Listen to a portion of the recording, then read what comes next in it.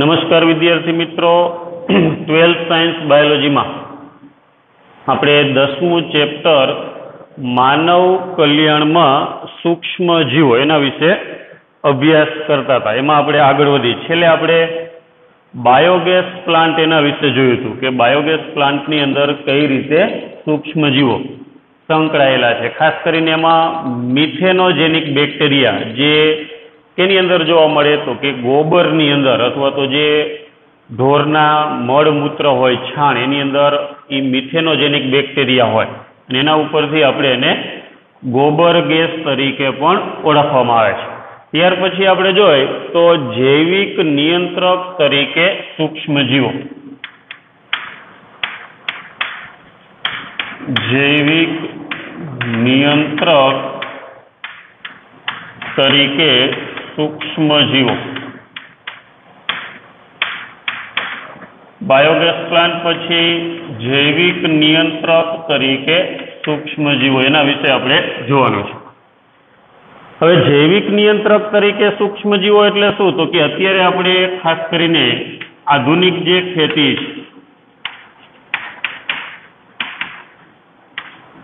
છે એની અંદર આપણે જે પાકને નુકસાન કરતા સજીવો છે, પાકને નુકસાન કરતા જે સજીવો, એમાં આપણે એના નાશ કરવા માટે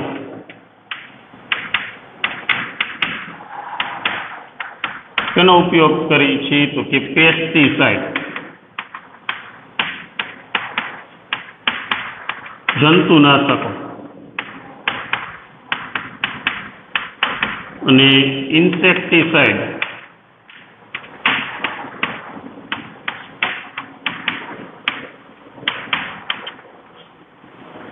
ઇન્સેક્ટિસાઇડ છે એ કીટનાશકો.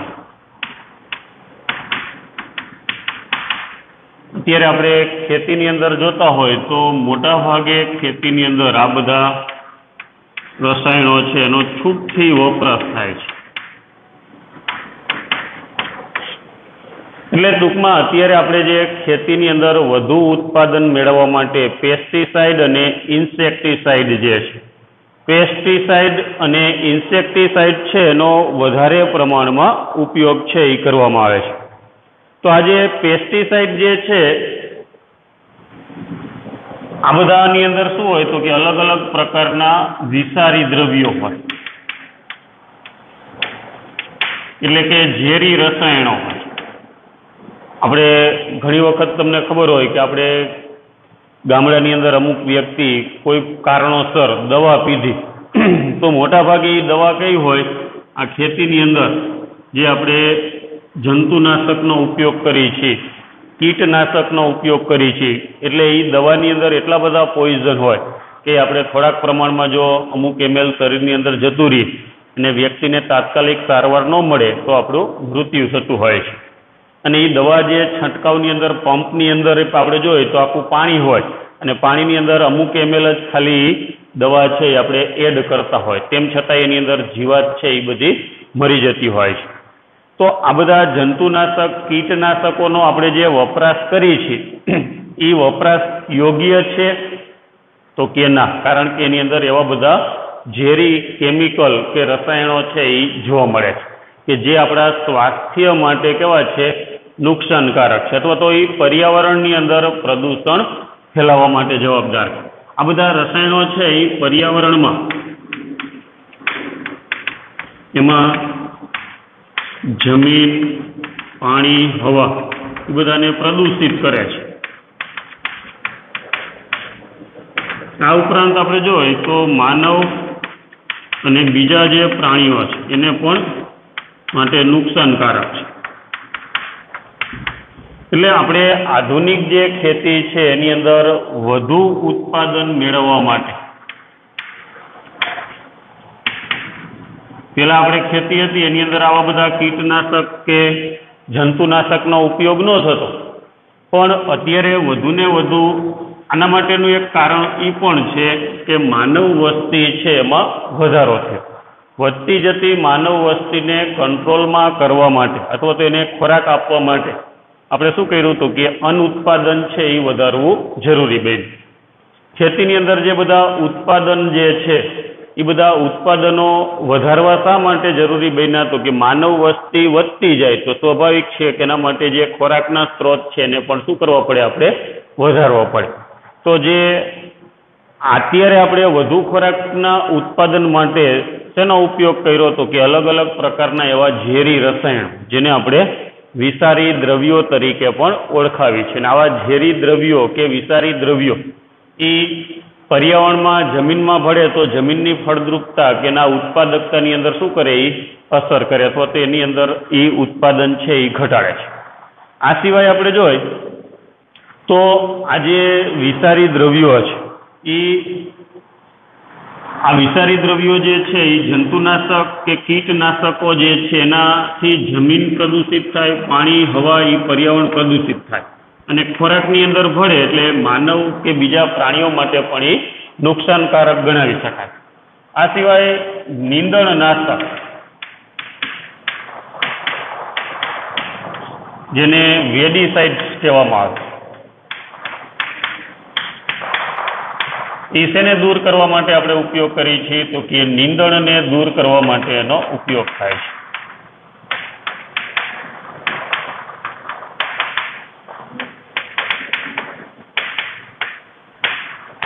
જે પાક સિવાયની વનસ્પતિ છે એને શું કહેવામાં આવે, નીંદણ તરીકે ઓળખવામાં આવે છે. તો એ નીંદણને દૂર કરવા માટે જે દવાનો ઉપયોગ થાય એને શું કહેવાય, નીંદણનાશક તરીકે ઓળખવામાં આવે. તો નીંદણનાશક, જંતુનાશક, કીટનાશક આ બધા ઝેરી રસાયણો છે. એટલે ખાસ કરીને ઓર્ગેનિક ખેતીની આપણે વાત કરી અને ઓર્ગેનિક ફાર્મરની વાત કરી તો એની અંદર આવા જે બધા જંતુ કયો અથવા તો કીટકો કયો એવા બધા જે નુકસાનકારક જે સૂક્ષ્મ જીવો છે અથવા સજીવો છે એનો નાશ કરવો યોગ્ય નથી.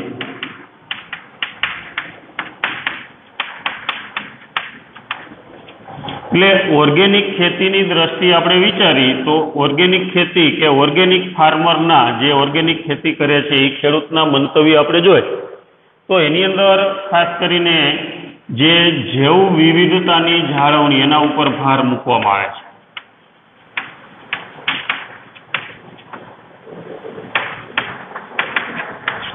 જૈવ વિવિધતાની જાળવણી એટલે પાકને નુકસાન કરતા જે જંતુઓ, કીટકો છે એના ઉપર કેટલાક પરભક્ષકો એ કેમાંથી પોષણ મેળવે છે તો કે આ કીટકો કે જંતુઓ છે એમાંથી પોષણ મેળવે છે. અને જો આ કીટકોને, જંતુઓને આપણે મારી નાખી તો પરભક્ષકો પણ શું થાય, મૃત્યુ થાય. એના કારણે આહાર શૃંખલા ની અંદર એ તૂટે છે. જે નિવસન તંત્રની જાળવણી માટે આહાર શૃંખલાની જાળવણી છે એ પણ જરૂરી છે. એટલે ટૂંકમાં એક સજીવ ઉપર કોણ ડિપેન્ડ હોય તો કે બીજા સજીવ. આપણને ખબર છે કે જો તૃણાહારી ન હોય તો માંસાહારી જીવી શકે નહીં.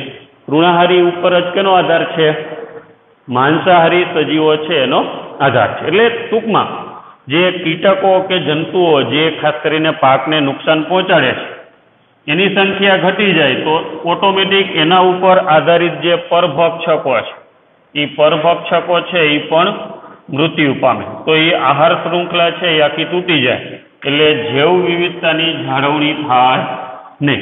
એટલે ઓર્ગેનિક ખેતીની દ્રષ્ટિએ આપણે જોઈએ તો કીટકો કે જંતુઓ જે નુકસાનકારક છે પાક માટે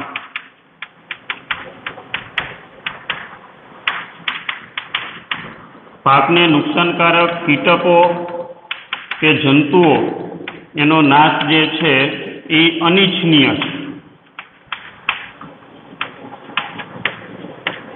એટલે કે એનો નાશ કરવો જોઈએ નહીં. પણ એનાથી આપણે ઉલટું વિચારવાનું, આ પરભક્ષકો છે એની વૃદ્ધિ કરો.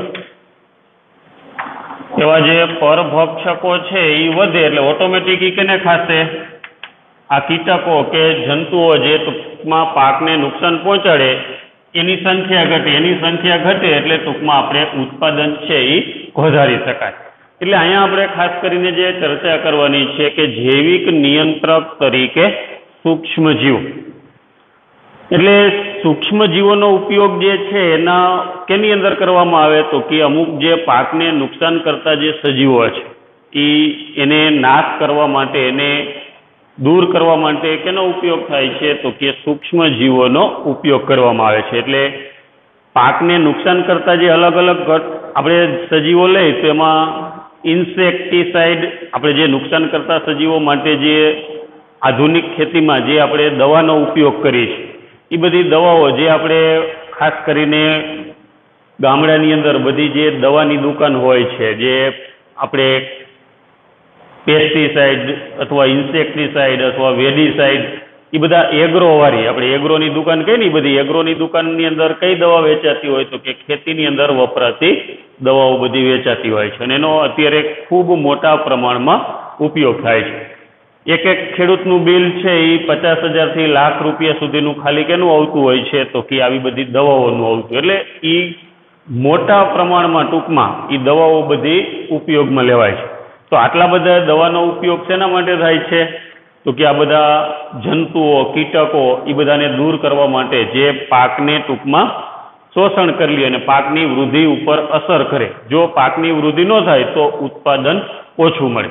એટલે વધુ ઉત્પાદન મેળવવા માટે આવા બધા આપણે ઇન્સેક્ટિસાઇડ, પેસ્ટિસાઇડ, વેડીસાઇડ એવી બધી દવાઓનો ઉપયોગ કરીને એની અંદર એવા બધા ઝેરી રસાયણો હોય, એ રસાયણોના કારણે શું થાય, કીટકો, જંતુઓ બધા નાશ પામતા હોય છે.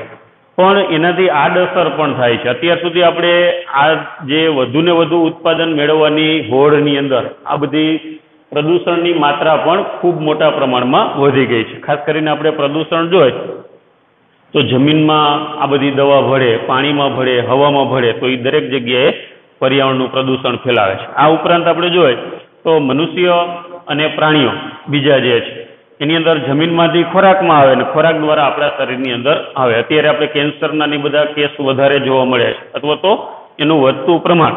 એના માટે થોડાક અંશે આ બધી ટૂંકમાં જંતુનાશક દવાઓની બધી ખોરાકની અંદર ભળવાથી, સૂક્ષ્મ માત્રામાં આપણા શરીરની અંદર દાખલ થવાથી એની આડઅસર તરીકે પણ અમુક એનો ફાળો ગણાવી શકાય. પણ 100% ન કહી શકાય. કેન્સર માટે એક પરિબળ જવાબદાર નથી, ઘણા બધા પરિબળો છે એ જવાબદાર છે. અને આપણે આહાર શૃંખલા આવે કે દરેક પોષક સ્તરમાં જે દ્રવ્ય હોય એનું પ્રમાણ ધીરે ધીરે શું થતું જતું હોય છે, વધતું જતું હોય છે. તો એ આહાર શૃંખલામાં ઉપરના પોષક સ્તરમાં જે સજીવો આવે એની અંદર એ માત્રા વધી જવાથી એને વધારે પ્રમાણમાં નુકસાન પહોંચાડે છે.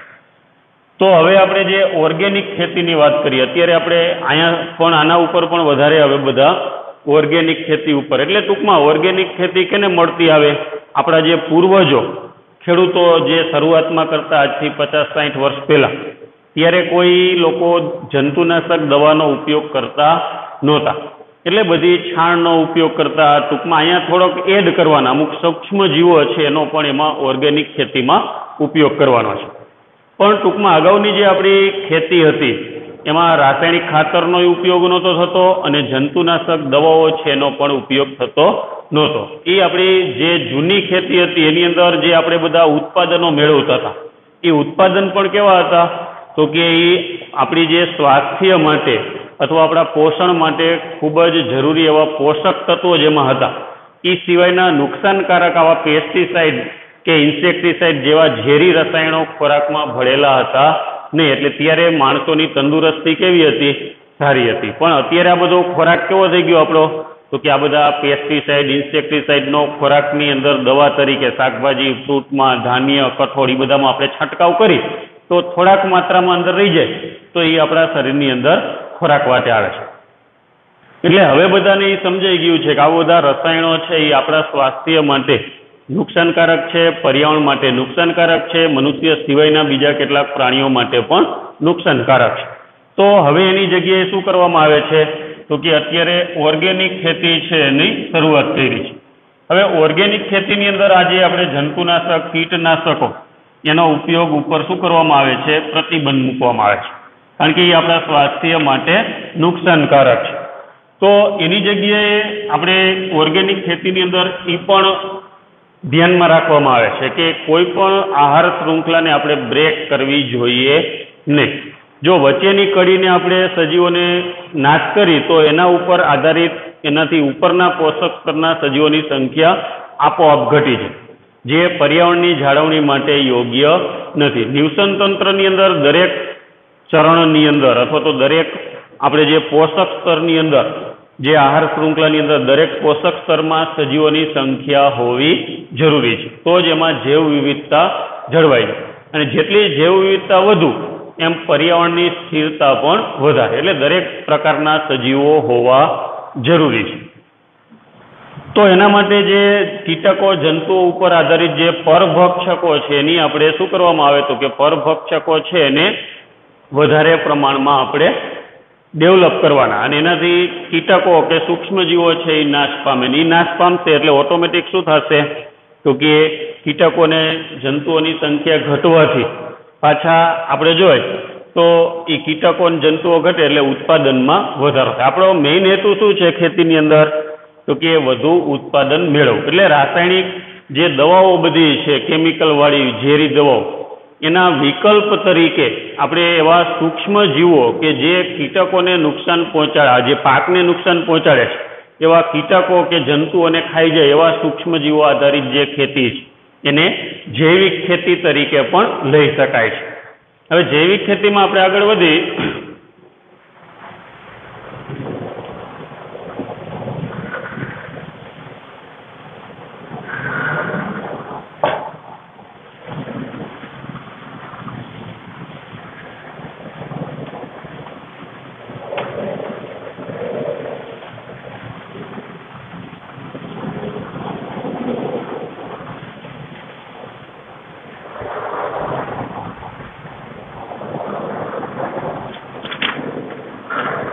જૈવ કૃષિ આપણે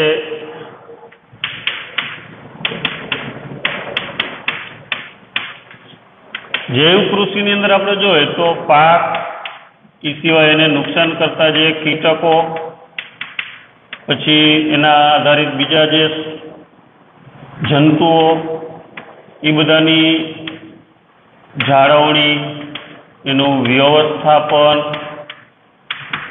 એનું જીવનચક્ર, એ બધી માહિતી છે એ ખૂબ જ જરૂરી છે.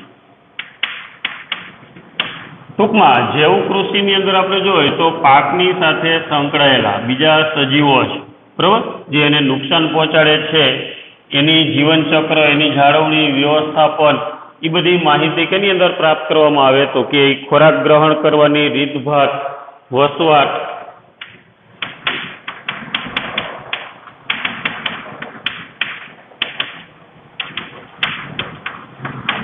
આ બધી માહિતી કૃષિની અંદર મેળવવામાં આવે છે. અને ખાસ કરીને જે નુકસાનકારક સજીવો છે પાક માટે, નુકસાનકારક સજીવો એમાં કીટકો કે જંતુઓ કે બધાનો સમાવેશ, બરાબર, એ બધા વિશે યોગ્ય પ્રમાણમાં માહિતી મેળવવી જરૂરી છે. અને ખાસ કરીને એના સૂક્ષ્મજીવોનું કઈ રીતે નિયંત્રણ થાય એ નિયંત્રણ કરવા માટે આપણે બીજા સૂક્ષ્મજીવોનો ઉપયોગ કરવામાં આવે છે. એમાં આપણે જોઈએ તો ખાસ કરીને લેડીબર્ડ અને ડ્રેગન ફ્લાય,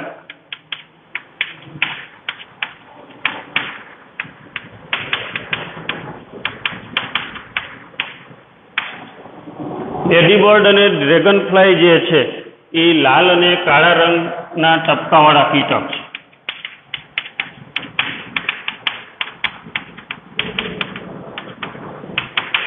આ કીટકોનો ઉપયોગ શેના માટે થાય છે તો કે એ કીટકો જે છે એ એફિડ્સ અને મચ્છર, એફિડ્સ એક પ્રકારના કીટક જ છે અને મચ્છર એનાથી છુટકારો મેળવવા માટે આ ઈયળ જેવા છે એફિડ્સ, બરોબર, અને આ મચ્છરો. એટલે ટૂંકમાં લેડીબર્ડ અને ડ્રેગન ફ્લાય જેવા કીટકો જે છે એ શું કરે તો કે અમુક આપણે પાકને નુકસાન પહોંચાડે એવી ઈયળ અને મચ્છર જે છે એ મચ્છરનો નાશ કરવા માટે આનો ઉપયોગ થાય છે, બરાબર. તો આ એફિડ્સ અને મચ્છરનો નાશ કરવા માટે આ લેડીબર્ડ અને ડ્રેગન ફ્લાય જે લાલ અને કાળા ટપકાવાળા કીટકો છે એના દ્વારા આનાથી છુટકારો મેળવી શકાય છે. પછી આપણે બેસિલસ થુરેન્જીએસિસ આ નામથી બધા પરિચિત હશે.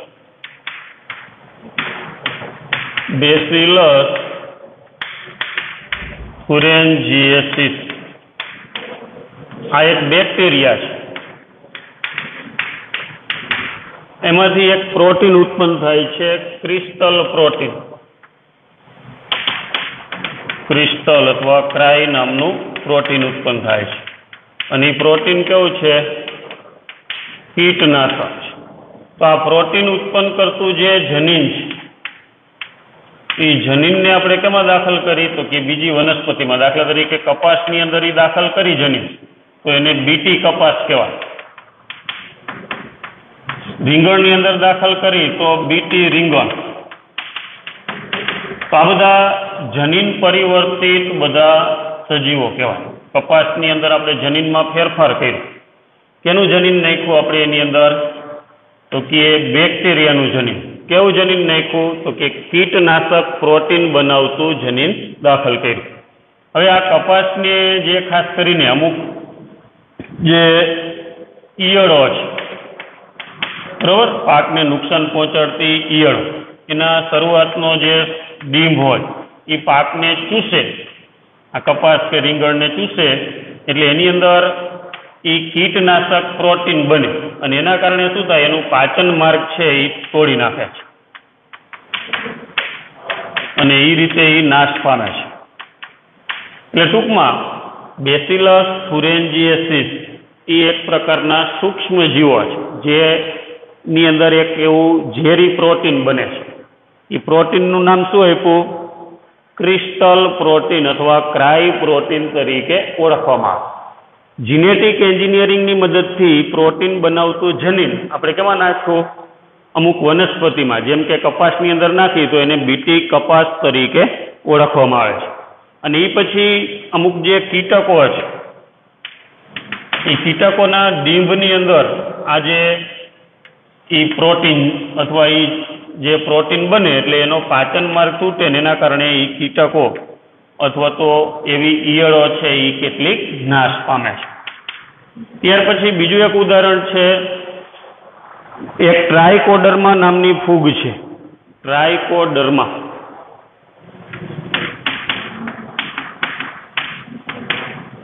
એ મુક્તજીવી ફૂગ છે અને ખાસ કરીને મૂળ તંત્રની અંદર વસવાટ કરે છે. તો આ ટ્રાયકોડર્મા જે ફૂગ છે એ મૂળતંત્રની અંદર જોવા મળે છે અને એ ખાસ કરીને કીટકો અને સંધિપાદીઓ છે એની અંદર એ રોગ ફેલાવે છે. એટલે મુક્તજીવી ફૂગ અને ખાસ કરીને આ ફૂગનો ઉપયોગ પણ શેના તરીકે થાય છે? જૈવિક નિયંત્રક તરીકે. એટલે કે અમુક જે વનસ્પતિની અંદર રોગકારકો હોય એનો નાશ કરે છે અને એ રીતે જૈવિક નિયંત્રક તરીકે આ ટ્રાયકોડર્મા મુક્તજીવી ફૂગ છે એનો ઉપયોગ છે એ જૈવિક નિયંત્રક તરીકે ઉપયોગી છે. પછી એક વાયરસ છે બકુલો વાયરસ.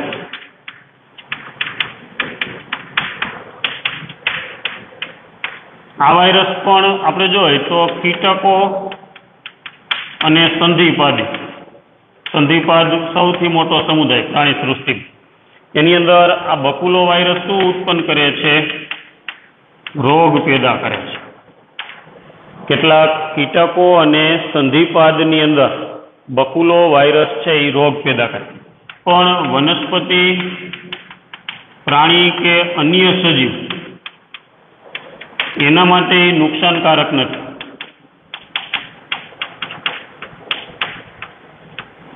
એ ખાસ કરીને અમુક જે પાકને નુકસાન કરતા જે કીટકો છે, સંધિપાદ સમુદાયમાં આવતા સજીવો, એને માટે બકુલો વાયરસ કેવો છે?